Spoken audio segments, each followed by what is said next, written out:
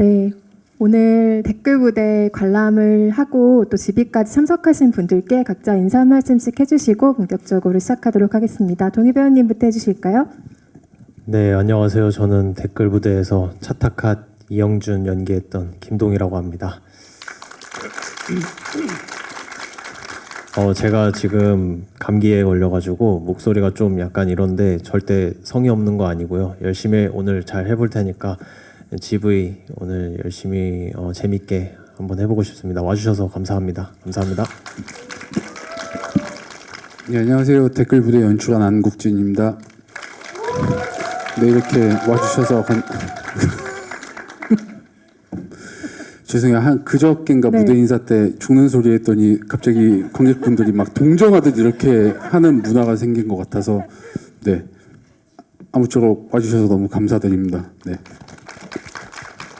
네, 안녕하세요. 이창이라고 합니다. 많은 분들이 저 사람은 저게 왜 왔지라고 생각하실 수 있겠는데 제가 농담으로 댓글 부대 피해자로 왔다라고 얘기했거든요. 제가 얼마 전에 살인자 이응난감이라는 작품을 하면서 약간 억울하게 정치 논란에 좀 휩싸여 있어서 그래서 피해자로 왔다라고 농담을 얘기했고 사실은 좀 친분도 있고 또 영화를 너무 재밌게 봐서 이야기를 좀 나눠볼까 하고 이렇게 찾아왔습니다. 네. 반쯤은 농담으로 얘기하셨는데 객석에서 아하라는 탄식이 실제로 들려 나오니까 더 당황스러운 느낌이 있는데요. 어쨌든 오늘 댓글 부대 처음 보신 분들도 이 자리에 계실 것 같고 이미 여러 차례 N차 관람하고 계신 분들도 자리에 계실 것 같은데요. 오늘은 개봉 2주차인 만큼 좀 구체적인 영화의 디테일을 짚어보는 관객과의 대화 시간입니다. 그래서 관련해서 혹시 어딘가에 올리실 때 업로드하실 때는 스포일러 주의에 관련된 표시를 꼭 해주시기를 바라겠고요. 아직 영화를 안 보신 많은 분들이 계시니까요. 댓글 부대에 대한 각자의 감상이 어떨지 너무 궁금합니다. 일단 저는 아주 흥미롭게 본 영화이기도 하고요. 스마트폰과 인터넷 없는 일상을 지금 상상하기가 너무 어려운 시대잖아요. 이 영화가 맨 처음에 클릭하는 소리로 시작을 하는데 우리의 매일이 그렇게 클릭과 스크롤 그리고 검색과 타이핑으로 채워지고 있는 시대가 아닌가 싶습니다. 그래서 그 동시대의 풍경을 가장 동시대의 호흡으로 적확하게 짚어낸 작품이라는 점에서 일단 저는 굉장히 반가웠고요. 이창희 감독님께 일단 먼저 한번 질문을 드려보면 동시대 풍경을 다루는 또래 감독의 작업이 사실은 긍정적인 작업을 연출가들에게 주기 마련이라는 생각이 들어요. 그래서 넓게 보면은 진실과 개인의 정의를 묻는 작품이라는 점에서 저는 살인자 이응난감과도 아주 느슨한 공통점을 주제적으로 발견할 수 있었는데요. 댓글 부대가 이 포착한 동시대성을 어떻게 보셨는지 궁금합니다. 어떤 점을 좀 감탄을 하시면서 보셨나요? 뭐 동시대성이라는 것도 뭐 사실 많은 영화들이 갖고 있는 공통적인 거라고 생각을 하는데 저는 좀 다른 관점으로 영화를 너무 재밌게 본 게 같은 연출자로서 이렇게 과감하게 연출을 하실 수가 있구나. 저 뭐 촬영도 그렇고 주제도 그렇고 또 마지막에 결론까지 갔을 때 한 방 제가 먹은 느낌이었어요. 기존의 관습대로의 어떤 결말을 기대했던 저한테 이런 결말로 가신다고? 또 그동안 했던 표현들 이런 게 너무나도 마치 잘 짜여 맞추셔서 영화 보고 나서 한 10분 동안 그냥 이렇게 멍 때리고 있었던 것 같습니다. 그 정도로 저는 되게 재밌게 봤고 아무래도 좀 동시대성을 말씀드리자면은 역시나 저는 피해자이기 때문에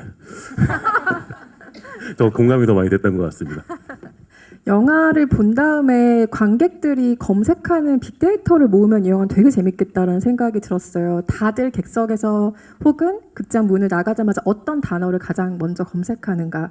이것도 사실은 되게 유의미한 기록이 될 수 있을 거라고 생각하는데 저도 영화를 보자마자 검색한 단어가 있습니다. 이차희 감독님 혹시 있으세요? 영화를 보고 나서 검색했던 거? 기억이 딱히 안 나는데 저는 일단 댓글 부대 출연진들을 다 검색을 해봤던 것 같고요. 또 스태프분들 뭐 알고는 있었지만 혹시 또 제가 모르는 분들이 계실까 생각을 했고 제가 끝나고 인터뷰를 잠깐 했어요. 근데 인터뷰를 바로 할 수가 없었던 게 생각 정리를 좀 해야겠더라고요. 그래서 저는 이게 막 검색하기보다는 일단 제 생각을 좀 정리하는 데 시간을 많이 썼던 것 같아요. 객석에서 자기들의 생각을 각자 정리하고 또 어떻게 봤어? 내가 본 것은 이런데 네가 포착한 건 뭐야를 즐겁게 얘기 나눌 수 있는 작품이라는 점에서도 좀 반가운 작품이 아닌가라는 생각이 들고요.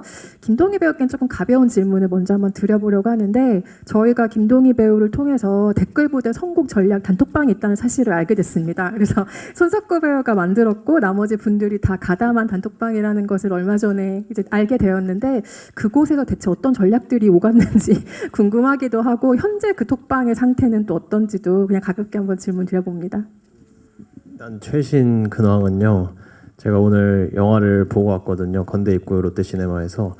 네, 거기 제가 영화 보러 왔다 이렇게 올리니까 이제 경희도 그렇고 성철이 형도 그렇고 다 한마디씩, 석구 형도 다 한마디씩 남기고 감독님도 남기고 뭐 감독님은 그냥 내가 댓글 부대다 이러면서 뛰쳐나가라고 하고 뭐 경희는 거기서 미니 GV를 해보면 어떻겠냐 막 이런 얘기하고 그 외에도 항상 뭐 댓글 부대 어떤 뭐 검색 관련해서 이제 반응들을 주로 저희가 올리는 편이죠. 각자 배우들이 어디서 본 반응들 이렇게 캡처해서 이런 반응이 있대요. 뭐 감독님도 그렇고 그런 거 위주로 올리는 것 같아요. 이름만 선곡 전략이 아니고 실제로 성공하기 위한 전략들이 활발하게 오가는군요. 극장에서 사적인 관람했을 때도 네, 어떤지를 굉장히 전략적인 팀을 저희가 지금 만나고 있습니다. 안국진 감독님의 전작을 보신 분들은 일말의 공통점을 또 이 영화에서 캐치하셨을 수도 있을 것 같아요. 성실한 나라 앨리스라는 작품을 통해서 안국진 감독 영화 세계를 먼저 만난 이후에 우리가 이 작품을 만나게 됐는데요. 이 댓글부대라는 작품은 임상진 기자의 현실, 손석구 배우가 연기한 기자의 현실과 제가 오늘 이 이름을 한 번도 안 틀릴 수 있을지 너무 떨리는데요. 차탓컷의 제보를 통해서 구성된 그 팀 알렙의 상황을 교차로 보여주는 구성을 이 영화가 택하고 있습니다. 재미있는 점은 전작인 성실한 나라 앨리스 또한 주인공 이정현 씨가 연기하는 수남의 진술과 그것을 재구성한 플래시백을 교차로 보여주고 있다는 점인데요. 사실 차타카시 제보를 한다는 구성은 원작 소설부터 있는 동일한 방식이긴 하지만 누군가로부터 전달되는 이야기라는 구성 자체가 가지는 소구력이 좀 있다고 보시는지 궁금해요. 그것이 연출상의 장점이 있다고 생각하시는지도 궁금하고 왜냐하면 이것이 어쩌면 기자의 시선으로 각색된 최초의 이유가 아니었을까 연관이 좀 있을 것 같기도 하다는 생각 들었거든요. 우선 좀 뭐랄까 영화 감독들 그리고 시나리오를 직접 쓰는 감독들은 사실 나레이션 쓰는 데 있어서 좀 거부감이 있거든요. 너무 쉬운 선택이고 쉬운 선택인 것 같아서 일단 1차적인 거부감이 있고 그게 잘못 사용되면 관객으로 하여금 진짜 느슨한 이야기가 되기 십상이라 좀 거부하는데 저는 좀 좋아하는 게 있었어요. 예전 단편 할 때부터 나레이션으로 몰입하게 만드는 말맛 같은 게 좀 취향에 맞는 것도 있고 그렇다고 막 의도적으로 처음부터 나레이션으로 시작해야지 뭐 어떤 인물로 시작해야지는 아닌데 특히나 이 댓글 부대 같은 경우는 그러니까 앨리스를 말씀하셔서 말하자면 그때는 그 상담에 대한 오해로 시작하고 싶었다였었고 이번 같은 경우는 애초에 제보 그러니까 이게 액자식 구성으로 가져가야겠다. 그런데 그게 영화 외피적으로 관객이 눈치 못 챌 정도의 되게 얕은 느슨한 액자식 구성이고 처음에 잠깐 나오고 끝에 잠깐 나오니까 그렇게 되고 사실 크게 보면 되게 관념적인 액자식 구성으로 하고 싶었었어요. 그러니까 사실 계속 관객을 저는 속이고 싶었고 계속 몰입되면서도 내가 어디까지 지금 속고 있는 건지에 대해서 계속 나도 모르게 계속 발이 빠지게끔 하고 싶었고 그게 최소한의 액자식 구성으로 시작을 했다가 사실 댓글, 언론, 이 영화 자체에 대한 의심으로 계속 단계적으로 갔으면 좋겠다라는 게 있어서 그래서 필연적으로 선택했던 방식이었던 것 같아요. 그리고 말씀하신 것처럼 내레이터가 등장하는 순간 관객은 이 캐릭터가 이 영화의 안내자라는 걸 인식하게 되잖아요. 그래서 자기도 모르게 그 사람의 시선과 행동과 관점을 좀 따라가게 되는데 저는 임상진 기자가 물론 진실을 쫓는 기자의 일을 본분을 잘 지키는 사람이라고도 생각했지만 동시에 좀 믿을 만한 구석이 없는 좀 어딘가 의심이 가는 인물이라는 생각 역시 들었어요. 이후에 차탓과 그 관계가 합쳐지는 느낌이 들면서 더 그 의심이 짙어졌는데요. 관련된 이야기는 조금 있다가 다시 나누기로 하고요. 촬영상의 중요한 컨셉을 발견하셨는지 궁금합니다. 각자가 발견하신 포인트가 있을 텐데 제 경우에는 반사였어요. 그러니까 인물을 직접적으로 찍는 것이 아니라 어딘가에 비춰지는 상, 맺히는 상을 영화가 포착하고 있다는 것인데 이를테면 컴퓨터 모니터 혹은 유리창 같은 것들을 통해서 인물을 잡아내는 카메라의 시선이 많죠.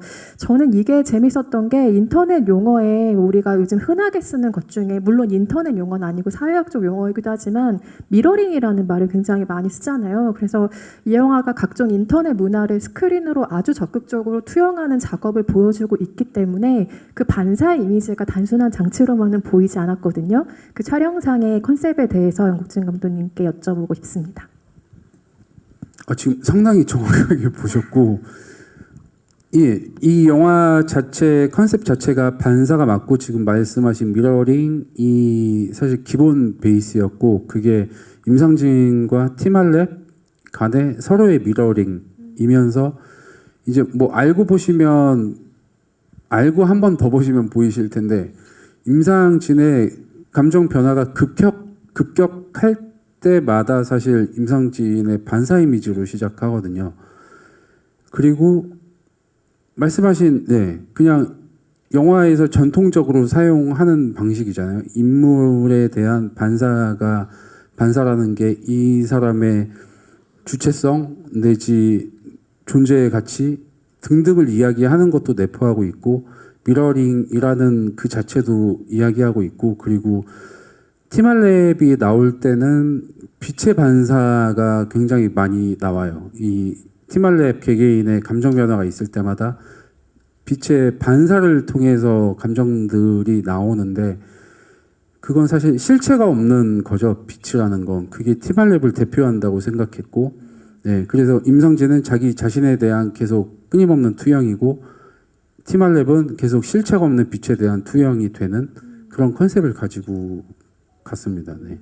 실제로 영화가 보여주는 그 명암이 굉장히 인상적인 작품이기도 한데 굳이 이 티말랩과 임상진의 세계를 좀 처음에 미술로 구분을 해보자면 임상진은 종합일간지에서 일하는 사람이잖아요. 저도 종합일간지에서 몇 년을 일했지만 그 종합일간지 안에서 일하는 기자의 가장 큰 핸디캡은 아침까지 자기 뉴스를 기다려야 한다는 점이에요. 밤에 몇 시에 그것을 송고하더라도 가장 먼저 조간신문이 나올 때까지 기다려야 하기 때문에 기자들에게는 밤의 시간이 굉장히 깁니다. 그래서 임상진 기자에게는 계속 어둠, 밤의 이미지 같은 것들이 따라다니지만 팀 알렉 같은 경우는 언제든지 본인들의 이야기를 스프레드처럼 인터넷에 퍼뜨릴 수 있는 권력을 가진 사람들이죠. 그들에게는 인터넷이라는 막강한 도구가 있고 시간대도 그다지 중요하지 않습니다. 그래서 이들의 시간은 항상 밝은 것, 낮의 시간대로 표현이 되기도 하죠. 아까 이창희 감독님 굉장히 과감한 연출과 촬영이라는 말씀해 주셨는데 촬영과 관련해서 또 여쭤보고 싶은 게 있으시다고요? 예, 저는 보면서 연출, 촬영 둘 다 말씀을 드리면 촬영 같은 경우에는 기억하실지 모르겠지만 장례식장 앞에서 두 분이 대화하는 장면이 있어요. 되게 잠깐 자동차 헤드라이트 불빛에 얼굴이 나오고 그 뒤로부터 거의 실루엣으로 대화를 나눕니다. 그리고 또 블라인드 뒤에서 대화를 나누는 컷들도 있어요.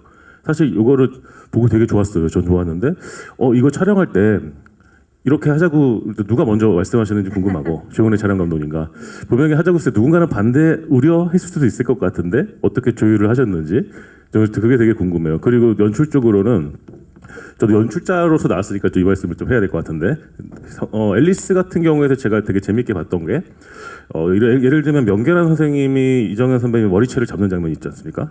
근데 감독님께서는 항상 머리채를 잡는 액션과 리액션 중에서 리액션을 먼저 보여주세요. 잡혀있는 얼굴을 보여주고 무슨 상황이지? 그 다음에 보면은 잡고 있구나. 굉장히 이런 것들이 변주를 주면서 영화적 재미를 살리셨거든요. 약간 기타노 다케시나 박찬욱 감독님의 스타일도 많이 묻어나 있는 것 같은데 근데 이번 작품은 그것들을 과감하게 좀 빼버리셨어요. 근데 되게 잘 하시는 것을 빼는 게 사실 연출자한테는 큰 도전이라고 생각을 하거든요. 그래서 이 전체적으로 촬영도 그렇고 연출도 그렇고 뭔가에 계속 도전 정신을 갖고 막 작품을 하셨는데 저는 그 용기가 되게 대단하시고 어떻게 또 그런 마음을 가지셨는지 그 부분이 좀 궁금합니다.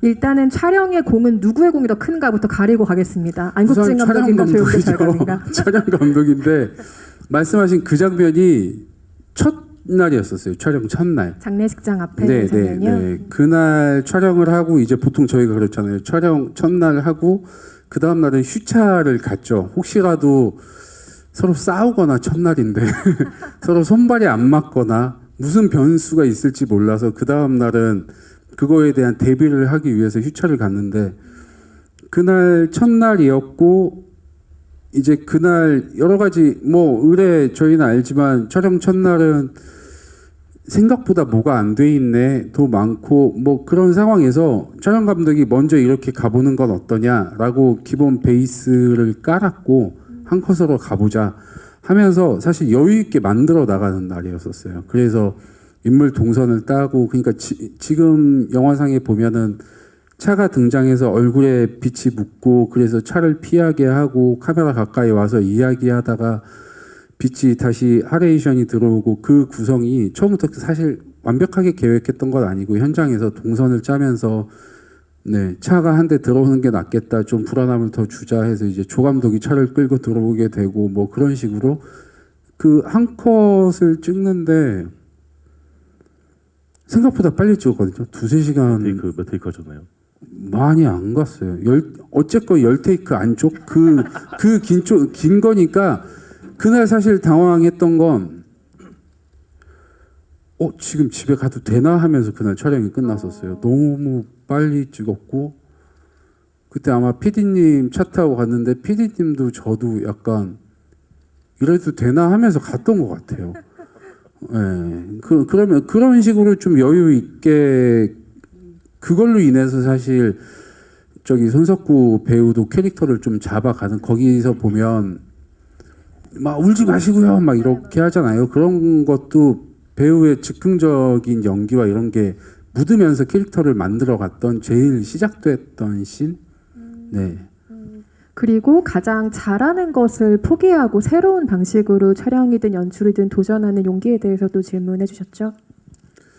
우선 상업 영화니까 많은 걸 버려야 된다라는 게 기본 베이스에 있었고 그러니까 그런 생각을 많이 버리고 들어갔던 것 같아요. 저도 제 스타일을 알고 있고 이제 촬영 감독이 저랑 친구라서 서로 굉장히 잘 알고 저도 형에 대해서 알고 형네도 저에 대해서 아는데 사실 알게 모르게 무언에 서로 경계가 많이 있었어요. 그런 거에 대해서 서로의 장난을 알기 때문에 서로 그런 것들을 많이 눌러주려고도 했던 것 같고 그리고 말씀하셨던 방식이 이 영화에 통하나도 많이 생각했고 왜냐면 워낙에 많은 모니터들과 인서트 컷들이 워낙에 많이 들어오는 영화이기 때문에 그 호흡이 계속 유효한가?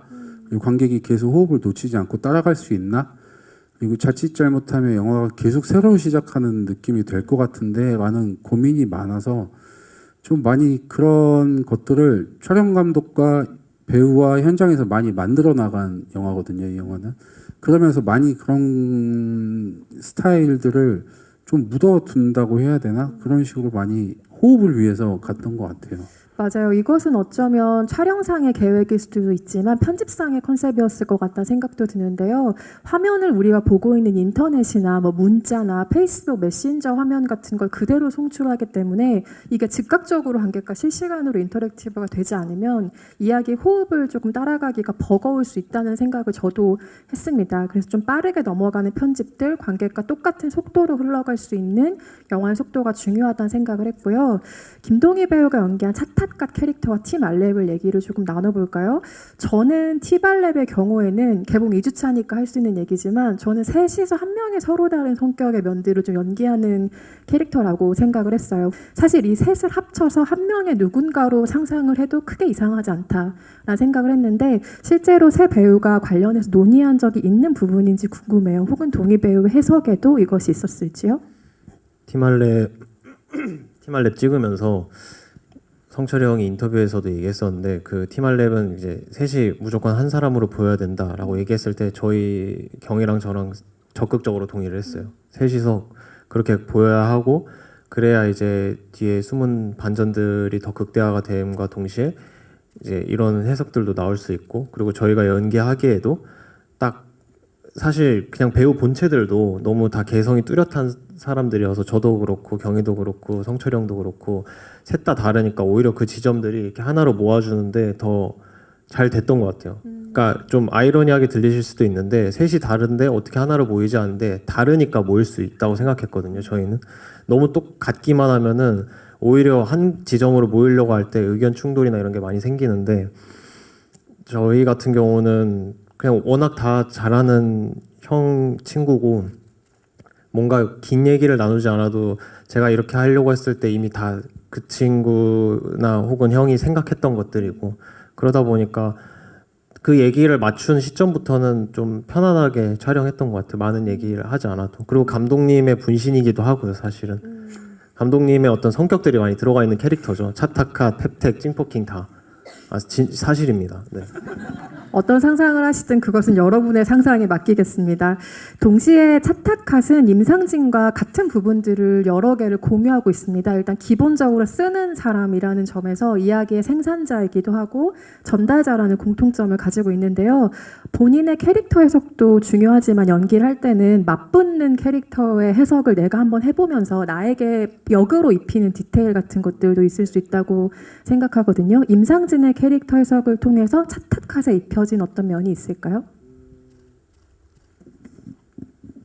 제가 임상진을 봤을 때는 되게 열혈한 기자처럼 보이는데 되게 냉소적인 부분이 항상 있거든요. 특히 혼자 있을 때 그게 극대화되는데 차타캇을 찾아왔을 때는 그거를 하나도 안 보이려고 숨기고 있다고 생각을 하니까 차타캇도 마찬가지거든요. 그러니까 이제 둘 다 내 진짜 마음은 숨기고 약간 서로가 서로를 도박을 하듯이 심리전을 하는 거죠. 내가 임상진한테니까 차타캇이 엄청 애처럼 보이겠지만 차타캇은 그렇게 생각하지 않고 권력을 쥐고 있는 건 나다. 내가 지금 주는 메시지로 너의 어떤 인생을 바꿀 수 있다. 이렇게 생각하는 거고 또 임상진 입장에서는 차타캇이 애처럼 보이지만 그래도 이 친구를 믿어야 되니까 좀 임상진에게 어떤 줄 수 있는 영향도 있었고 그러다 보니까 사실 막 저 혼자 임상진을 해석할 때는 여러 가지 생각이 많이 들었는데 여기 이제 아시는 분들 아시겠지만 저희가 합숙을 하면서 이제 감독님이 생각했던 임상진 차타캇 그리고 석구 형이 생각했던 임상진 차타캇 그리고 제가 생각했던 임상진 차타캇 이렇게 셋이 모이다 보니까 따로 막 분석을 하지 않아도 얘기를 너무 많이 하다 보니까 나중에 현장 가서는 그냥 자연스럽게 됐던 것 같아요. 그게. 그 자연스럽게 발휘된 것 중에 말투도 있었는지 궁금한데 배우들이 캐릭터의 어떤 면들을 입혀서 본인이 소화를 할 때 의외로 목소리 연구를 정말 많이 하거든요. 이 캐릭터가 어떤 목소리와 호흡을 가지고 있는지 제가 차타캇이 다방에서 처음 나왔을 때 이 캐릭터가 굉장히 대범한 캐릭터라고 느꼈던 것은 자신이 은근히 리더인 것처럼 말을 하잖아요. 사실상은 우리가 본 구성에서는 아니지만 담담하고 말의 온도가 그렇게 뜨겁지도 않은 사람인데 임상진을 가지고 놀리려는 의도도 없어 보이고 순진하지만 적당히 예의가 있고 묘하게 건성건성 대답하는 느낌도 있고 이 말투의 톤을 배우가 정말 잘 잡았다는 생각이 첫 등장에서 들었어요. 많이 고민한 부분인지도 궁금해요.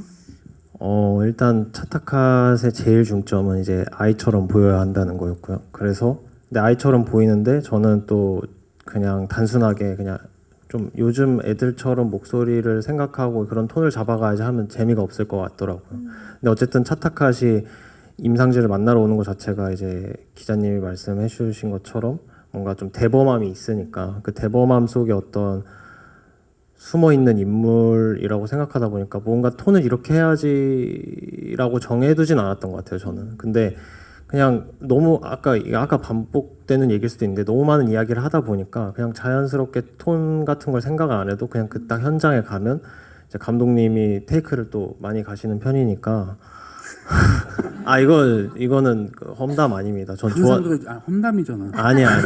항상 그러진 않았어. 아니. 거의 근데 많이 갈수록 저는 원래 많이 가는 것을 선호하진 않지만 이 영화는 무조건 많이 가야 되는 영화예요. 왜냐하면 그 둘의 첫 만남이 이 긴장감이 없어져 버리면 영화가 아예 성립이 안 된다고 생각을 해서 그 다방 처음에 전대요 이거 할 때부터 그 테이크 그 씬을 되게 공들여서 촬영했던 기억이 나긴 해요. 네. 어쩐지 아까 첫 촬영에 10테이크 정도 갔나? 뭐 이렇게 감독님이 얘기하실 때 김동희 배우의 표정이 미묘하게 바뀌는 것을 제가 옆에서 포착을 했거든요. 이런 이유였군요.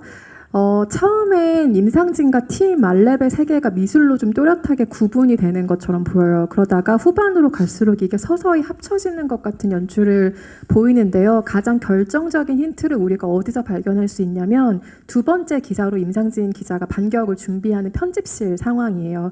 편집국장실과 차탁갓의 상황이 계속 빠르게 교차가 되죠. 그러면서 점점 동일한 무언가가 돼가는데요. 그래서 기자님을 찾아냈어요. 라는 그 대사로 끝나기까지.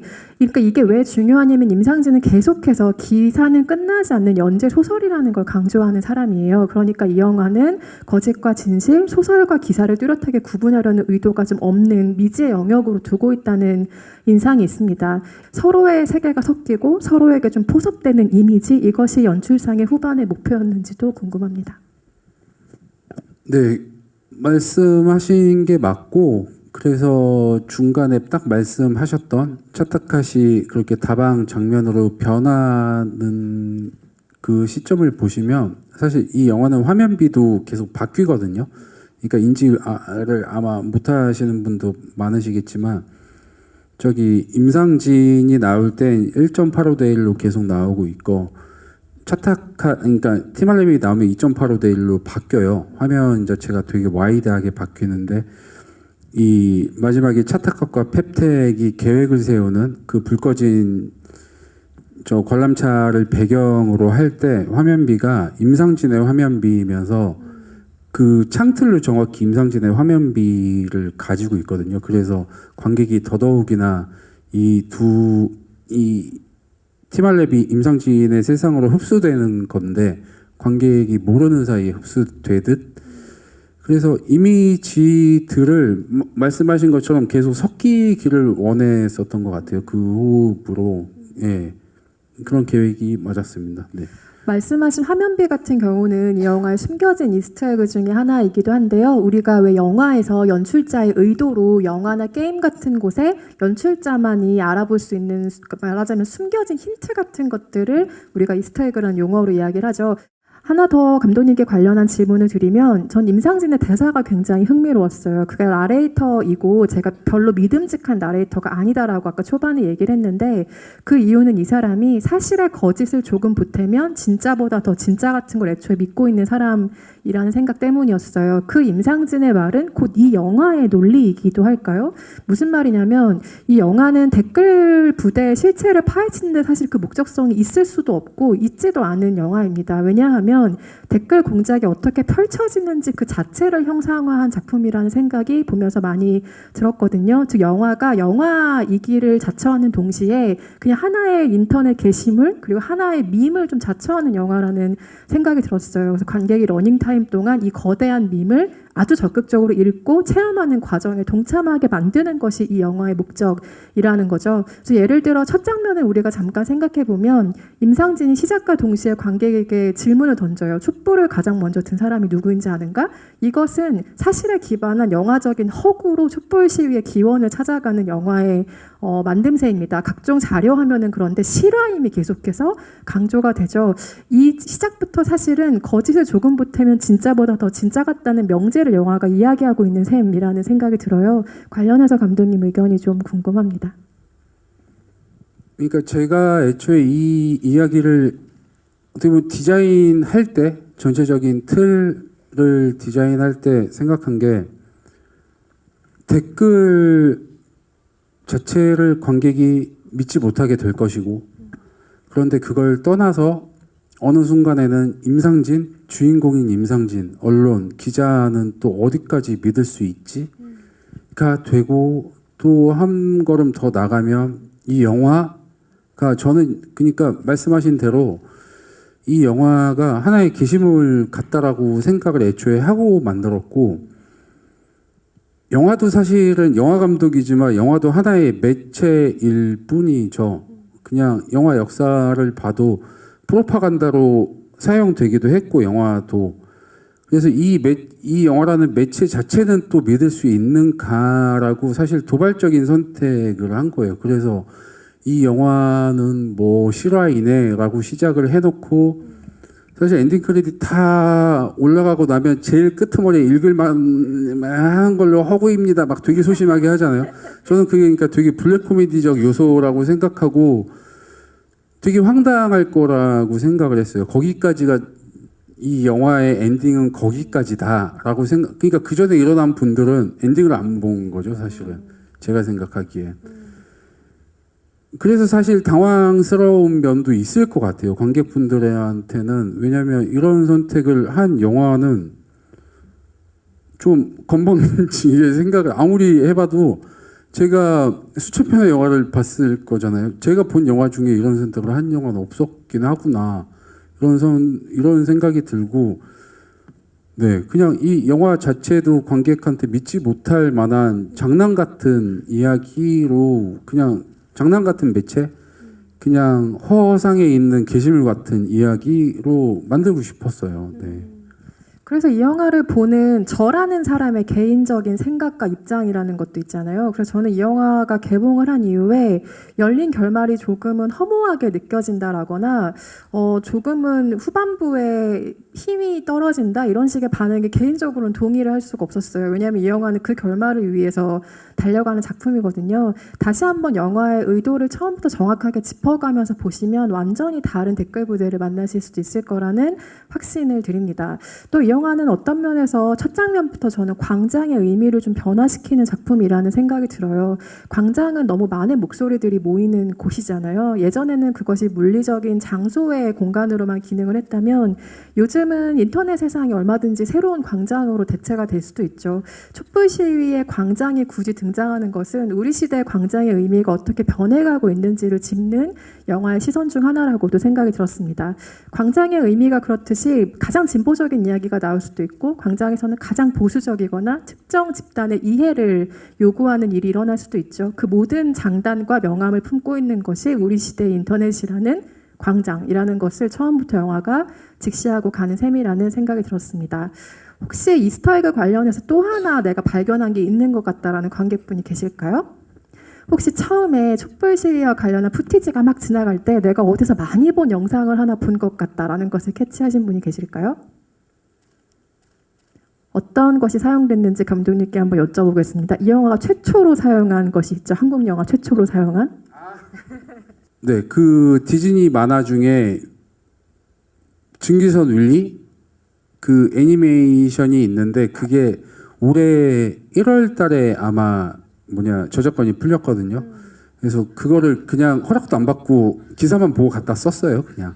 그래가지고 아마 제 예상엔 전 세계 최초 아닐까? 상업 맞아요. 영화 중에 네. 디즈니의 허락을 받지 않고 미키마우스를 쓴 기사를 보고도 막 PD님하고 제작사 대표님은 막 벌벌 떨면서 하긴 했는데 그 증기선 이렇게 도넛츠 나오는 거, 네. 그러니까 저는 그런 거 쓸 때 좀 쾌감이 있었던 것 같아요. 이 영화 자체가 다루고자 하는 게 여러 가지 매체를 막 포용하는 영화이기 때문에 이런 과감함, 그리고 사실 미드저니도 많이 쓰고 가짜 이미지도 사실 되게 많이 들어가 있고 대부분의 인물들도 사진으로 나온 건 다 현실에 없는 사람들도 많고요, 지금. 그러니까 실제 있는 최상의 지금 있는 기술들은 쉽게 쓸 수 있는 기술들은 다 사용하려고 엄청 많이 노력을 했어요. 네.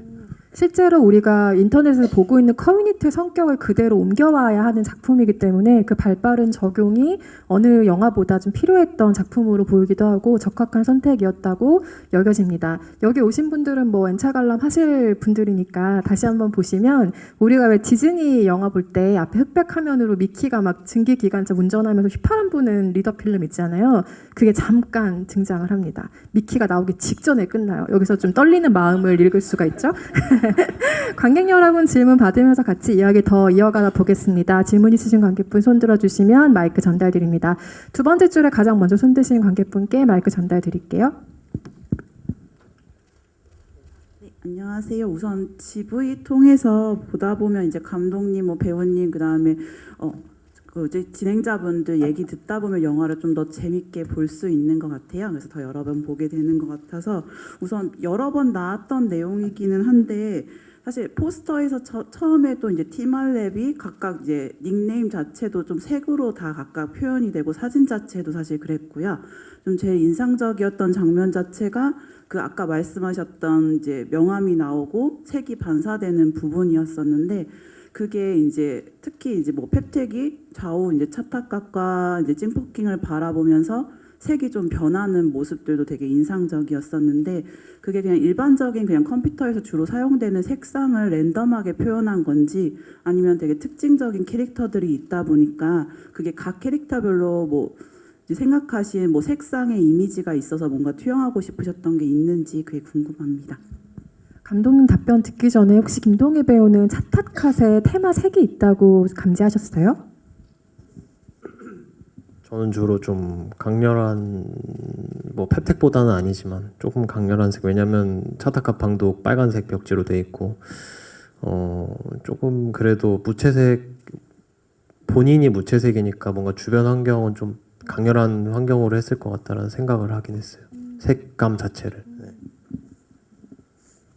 개인의 이 티말랩의 개인 색깔은 의상을 선택하면서도 자연스럽게 나온 것 같고 우선은 캐릭터보다도 사실 배우들 개개인의 배우 실제 배우들의 개성에 맞춘 것도 있어요. 보기에 사실은 좋은 선택을 한 거고 배우들이 뛰어놀 수 있게 하는 영화여서 그래서 펩텍 같은 경우는 좀 핑크가 대표되는 것 같은 느낌이 있고 찡퍼킹은 뭐 이것 때문에 빨간색처럼 보이겠지만 사실 되게 어두운 색이 기본적으로 검은색 이 찡퍼킹의 방 자체도 되게 어둡고 얘는 네, 뭐가 자기가 무게감이 있어 보이려고 하고 자꾸 고급스러운 척하고 하는 것들이 기본적으로 있었고 여기 차타캇은 저는 이 차타캇의 대표적 옷이 거긴 것 같거든요. 복도에서 펩텍이 돈 못 받고 나올 때 침 뱉을 때 이 친구가 얼룩소 같은 옷을 입고 있어요. 상당히 회색 분자 같은 느낌. 네, 그런 게 차타캇의 대표된 이미지 아닐까라고 생각을 해요. 네. 하지만 안에는 욕망이 아주 많은 캐릭터이기 때문에 김동희 배우의 해석대로 차타캇을 둘러싼 배경의 색은 아주 현란한 것을 영화 속에서도 목격할 수 있습니다. 다음 질문 받아보겠습니다. 김동희 배우님이 한 분 지목해 주실까요? 저 밑에 염색하신 여성분, 네, 제일 먼저 네, 통로 쪽에 계신 관객분이요. 앉아서 하셔도 되는데 다리 아프실까 봐. 저는 이제 감독님과 배우님께 한 가지씩 질문이 있는데요. 첫 번째, 배우님 이제 임상기 기자를 다시 만날 때 이제 저 믿으시겠어요? 그 다음 장면에서 차타캇 그러니까 엄중한 이렇게 음향이랑 이 가운데 서 있을 때 다시 만나야 이야기가 진행이 되는데 그때 기자가 딱 찾아오잖아요. 웬 믿음을 가지고 그때 차타캇이 어떤 생각을 하고 있었는지 그 잠깐 그 짧은 생각 궁금하고 그리고 그 다음은 좀 요상한 질문일 수 있는데 그 찡퍼킹이 그 만전 회사에서 정직원 채용을 할 때 그 장면에서 제가 처음 영화 관람했을 때는 이제 배우님들 위주로 얼굴을 좀 위주로 많이 봤는데 그 배경이 다 검은색 옷을 입고 이렇게 두 명씩 있는데 그 배경에서 앉아 계신 분들이 좀 많이 요동이 없으시더라고요. 그래서 저는 그 장면이 왠지 그 엘리베이터 거울 같았거든요. 혹시 그 장면에서 관찰할 수 있는 재미가 있으신지 이제 감독님께 여쭤보고 싶습니다. 뒤에 질문만 답하면 되죠, 저는. 그러니까 그 남기용이 있는 그 공간은 주의 자체가 저는 NPC처럼 보이길 원했어요. 그러니까 실제 하는 사람들이니까 저 사람들이 아니면 저 사람들이 댓글 부대인가 지금 이 만전에 혹은 딱 말씀하신 것처럼 이 남기용과 비슷해 보이는 사람들이 다 가득해 보이는 것처럼 보이길 원했고 그래서 그 공간에 앰비언스 사운드도 그런 식으로 좀 많이 신경을 썼어요. 실제 하는 공간 같지가 않고 이상한 공간은 그래서 관객들에게 좀 상상의 여지를 주고 싶었던 공간이고 그렇게 디자인이 된 게 맞죠. 보신 대로. 네. 그 장면에 출연하는 김준환 배우는 또 우정 출연으로 함께 해주셨죠. 네, 네. 우정 출연이었고 사실 지금 말씀 드리다 보니까 제가 사실 그 장면에서 막 시도하고 싶었던 게 남기용이 움직이면 다 똑같이 뒤늦게 막 움직였으면까지도 생각을 했었어요. 사실 되게 괴상하게. 근데 그게 기술적으로 좀 한계가 있어서 좀 그렇게 그러니까 보신 게 너무 맞다. 네. 말씀하신 부분이 아마 담배 얘기가 끝나고 이제 차타카시 다방에 앉아 있을 때 그때를 말씀하시는 거죠. 그리고 임상진 기자가 와서 또 막 후반부에 이제 너는 나한테 뭘 말해줄 건데 본명도 모르고 기사를 쓸 수는 없어요. 그 맞으시죠.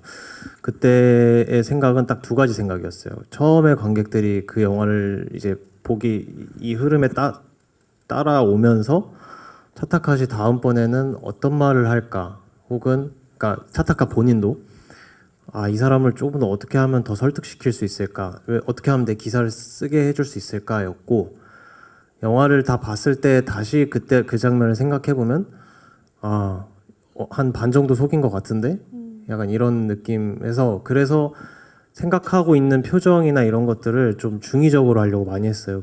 너무 이 사람한테 어떻게 설득하지 이것도 아니고 그렇다고 이 사람 한 30% 40% 정도 속였으니까 좀만 더 하면은 넘어오겠네 이 표정도 아니고 그 딱 중간선 있잖아요.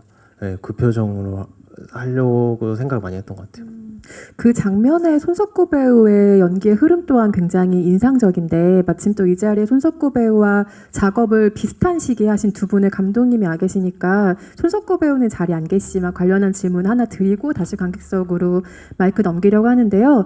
각 작품에서 그러니까 이 작품과 살인자 이응난감에서는 기자와 형사라는 차이가 있긴 하지만 직업적으로 자기만의 진실을 쫓는 사람이라는 것 하지만 결국에는 모호한 경계에선 인물이라는 공통점도 있는 것 같아요. 하지만 다른 작품인 만큼 같은 배우를 비슷한 시기의 작품에서 다루는 연출자들의 어떤 배우의 해석이라는 것이 있다고 생각하거든요. 이창희 감독님 보시기에 이 영화의 손석구 배우는 어떤 점에서 매력적인가요? 예, 일단 뭐 외형부터 다르고 또 형사 기자 자체가 직업에서 오는 어떤 아우라가 있지 않습니까? 그렇죠. 거기서 근데 여기는 조금 더 땅에 붙어 있는 기자 역할이어서 좀 더 리얼리틱했던 것 같아요. 저희는 조금 리얼리티를 지향하지만 이런 형사가 있어? 라는 거를 조금 만들어갔던 것 같고 그리고 조금 되게 저는 다채로워서 재밌었던 것 같고 석구 배우도 본인이 계속 연기가 똑같을까 봐 고민을 많이 하는 분이에요. 저는 이 대본을 못 봤기 때문에 시나리오 못 봤기 때문에 어떻게 나올지 되게 궁금했는데 그 지점에서는 굉장히 성공적이지 않았나 싶고요. 또 저도 감독님께 여쭤보고 싶은 게 있어요. 너무 좀 우리 분위기가 되게 진지한데 저는 이제 석구 배우 같은 경우에는 저 난감 찍을 때는 우리가 드라마 대본이니까 대본의 완성도가 조금 떨어진 상태로 촬영이 들어갑니다. 그러면 현장에 와서 그날 한번 맞춰보고 막 대본을 고치는 거예요. 근데 저 같은 경우에도 석구 배우한테 요청한 게 대본이 마음에 안 들거나 좀 내가 캐릭터에 이입을 못하겠다 그러면은 하지 마세요라고 해요. 저도 본인이 고치는 거 많이 고치시고 현장에서 많이 맞추고 되게 유연하게 해봅시다 이렇게 얘기를 했는데 아니 생각보다 되게 많이 고치는 거예요. 아침에 새벽 2시간 일찍 가서 수영 분장하는데 저는 맨날 분장버스로 출근해서 같이 대본 고쳤어요. 가서 마치고 그래서 눈도 궁금해지더라고요. 댓글 부대 가서도 그래요? 여기는 합숙을 했다고 하지 않았나요, 거의? 네. 그래서- 왜냐면 저도 사실 촬영하다가 이게 어디까지가 진짜고 어디까지 가짜일지가 헷갈릴 때가 있어서 댓글 부대 자체가 이게 뭔가 스토리나 캐릭터가 맞춰야 되는 게 굉장히 많았고 거의 비슷했던 것 같아요. 저도 캐릭터마다 근데 그거는 맞는 말씀이신 것 같아요. 여기는 현실에 발을 붙인 캐릭터가 필요했고 사실 어쨌건 전혀 다른 캐릭터였고 저희는 촬영 전에 계속 조금 코믹한 것도 찾아보고 조금 더 임상진 캐릭터 자체가 사실 너무 얄미워 보일 수 있어서 잘못하면 너무 비호감에 빠질 수 있는 캐릭터고 그래서 어떻게 하면 귀엽게 보이고 어떻게 하면 좀 웃기고 우리의 최대한 블랙 코미디적 요소를 한번 녹여보자 하는 쪽에 대화가 많이 있었던 것 같아요. 그러니까 내용이 크게 바뀌지 않더라도 그래서 실제로 차타카 처음 만났을 때 죽고 싶냐 하는 것 자체도 손석구 배우의 아이디어였었어요. 본인이 너무 화나서 이건 그냥 못 넘어갈 것 같은데 욕 한마디 해야 되는 거 아니냐고 그렇게 해서 나온 아이디어고 그게 아마 전날 나왔었던 아이디어고 막 서로 깔깔대면서 그거 좋다 그거 한번 해보자 하면서 그런 식으로 만들어졌어요. 네. 배우가 끝까지 역할을 놓지 않고 있으면 저는 1%라도 더 좋아진다고 생각해요. 근데 그거를 적당히 타협하고 갈 수밖에 없는 곳이 또 현장이라는 곳의 특징인데 아주 욕심이 좋은 의미로 많은 사람들이 모여서 만든 결과물이기에 영화 같은 작품이 탄생하지 않았나 싶고 개인적으로는 손석구 배우를 포함해서 이 팀 알렙의 90년대생 배우 3명까지 아주 충무로의 기분 좋은 세대교체 분위기를 읽을 수 있는 작품이기도 했습니다. 또 다른 질문 받아보겠습니다. 이번엔 안국진 감독님께서 한분 지목 부탁드립니다. 저기 제 오른쪽에 계신 분. 네.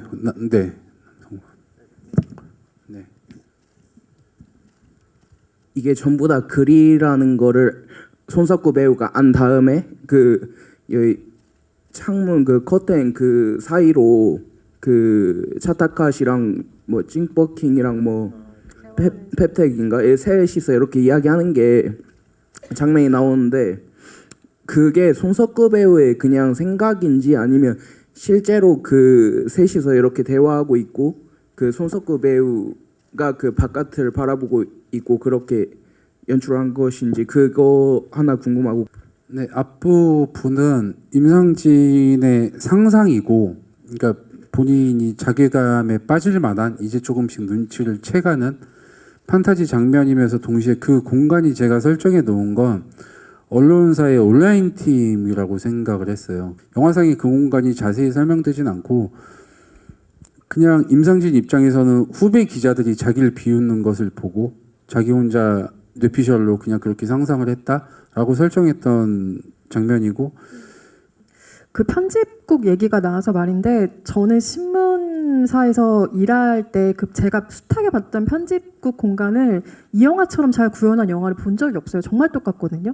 심지어 그 중간에 이상하게 가끔 하나씩 있는 난초까지 똑같아요. 이거는 그 신문사에서 진급을 하게 되면 난초 선물이 굉장히 많이 들어와요. 그래서 편집국에 항상 난초가 있는데 이 디테일을 어떻게 하신 것 싶은 풍경 중에 하나였고 실제로 종합일간지 언론사에는 온라인 팀이 있습니다. 온라인 전담 팀이 있고요. 보통 24시간 돌아가는 팀이기 때문에 3교대로 근무를 하기도 합니다. 그게 온라인 퍼스트 기조가 생기면서 각 신문사에 배치가 된 것으로 저 역시 알고 있습니다.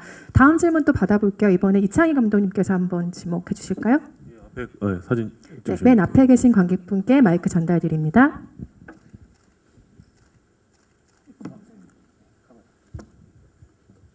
네, 안녕하세요. 저는 김동희 배우님이랑 안국진 감독님한테 하나씩 질문 드리고 싶은데요.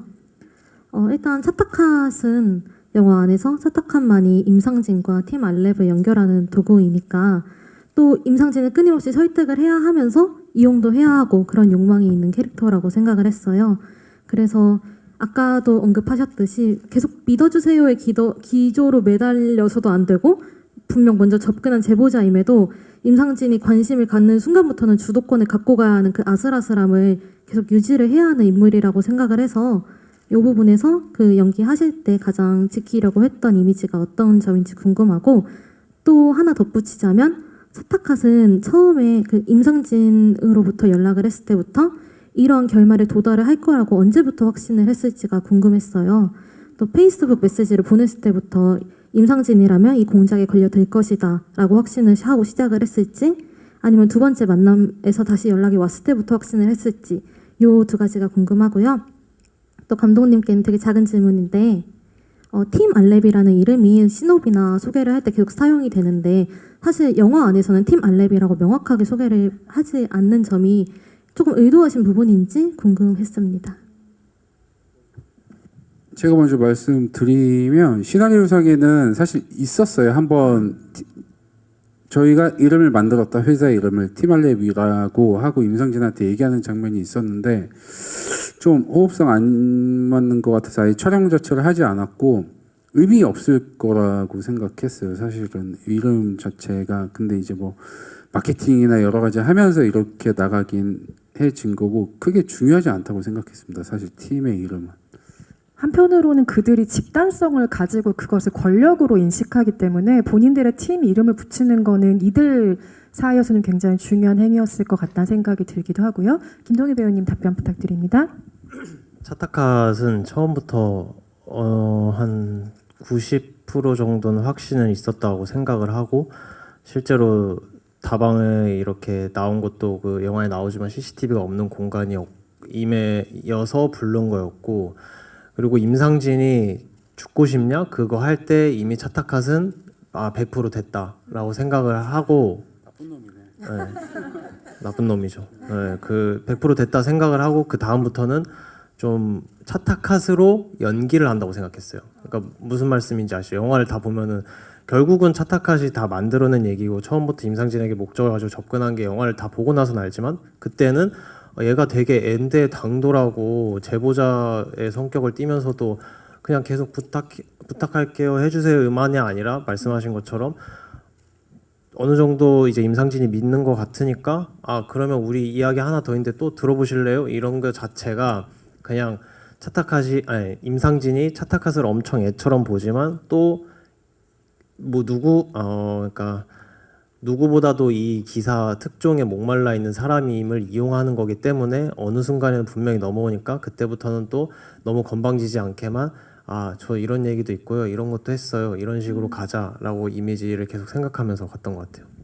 오늘 오신 관객분들을 위해서 지금까지 공개되지 않았던 마지막 이스터에그를 공개하겠습니다. 이후에 그 임상진 기자가 마지막에 글을 쓸 때 조회수가 막 올라가면서 영화 끝이 나죠. 하지만 조회수에 아무 숫자나 적어놓은 것은 아닙니다. 조회수에도 의미가 있죠, 감독님.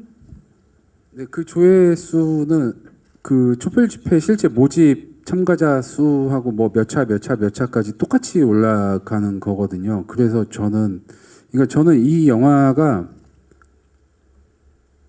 이렇게 될 거라고는 알고 있었거든요. 뭐 사람들이 혼란스러워하고 이게 뭔 영화를 본 거야 막 이렇게. 그러니까 제가 상상한 건 몰입해서 엄청 보다가 마지막에 뒤통수를 맞은 것 같은 영화가 될 거라는 걸 알고 있었고 사실 임상진이 방금 말씀하신 제보자 X를 믿지 못하듯 마지막 순간에는 관객이 임상진을 믿지 못하는 상태까지 갈 것이다. 이렇게 수수께끼만 던지는 영화인데 저는 임상진이 올린 글의 조회수가 표현하고자 한 건 결국 대중들이 답을 찾을 것이다.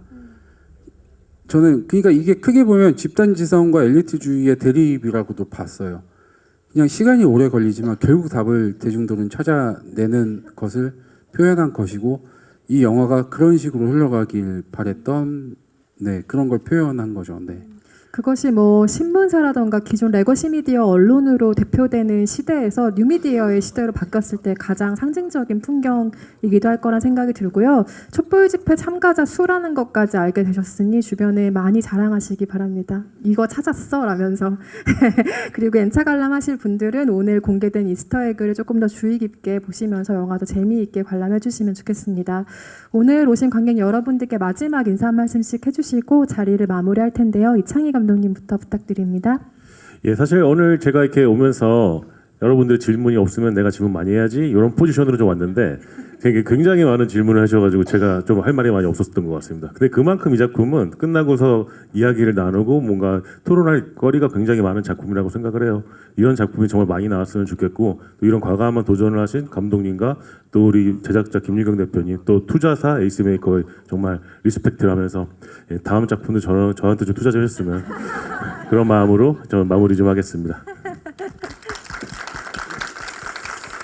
네, 사실 이 영화는 만드는 사람들이 많은 용기를 낸 작품이에요. 뭐 보시면 아시겠지만, 그러니까 약간 좀 그냥 가벼운 농담하듯이 그냥 블랙 코미디처럼 막 회사 이름도 바꿔가면서 해서 별거 아닌 것처럼 보이시겠지만, 사실 많은 두려움 앞에서 사실 역시 명예훼손을 실제 걱정하면서 만든 영화라. 많은 용기를 냈고 저는 그걸 감안해서 좀 여러 번 그리고 실제 이스터에그는 오늘 얘기한 거에 사실 반도 안 되거든요. 제가 사실 꿈꿨던 건 이거 영화 공개되면 서로 인터넷에서 난리가 나면서 막 이렇게 되겠지라고 했는데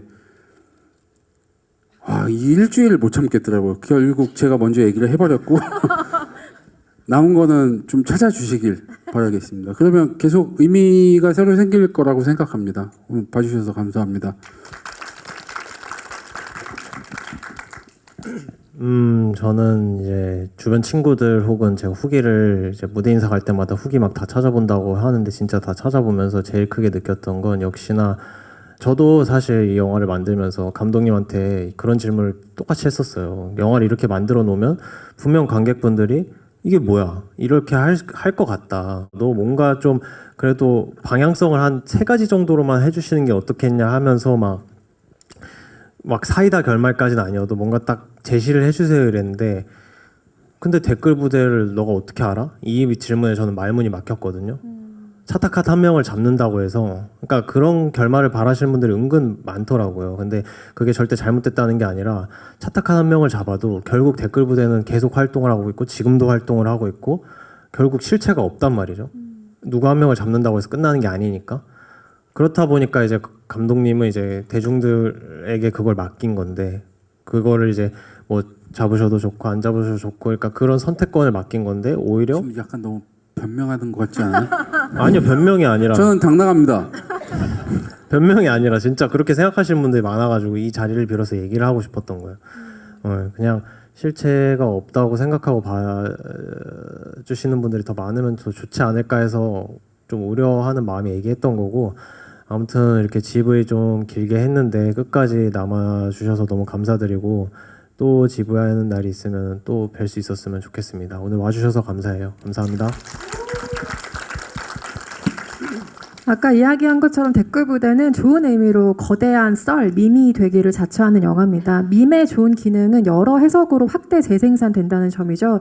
영화의 결말을 모호한 것이 아니라 오히려 영화가 끝나는 순간에 진짜 효력을 발휘하는 영화로 봐주시면 어떨까요? 그래서 관객 각자가 지금까지 내가 본 것이 무엇이고 사실의 여부를 해석하려는 그 움직임을 적극적으로 가담하는 것에서부터 여러분 버전의 댓글 부대가 그제서야 완성이 될 겁니다. 주변에 좋은 입소문도 많이 부탁드리겠고요. 넷플릭스에서 절찬리에 상영 중인 살인자 이응난감도 많이 사랑해 주시기 바라겠습니다. 오늘 함께 해주셔서 감사합니다. 조심히 돌아가십시오. 감사합니다. 감사합니다.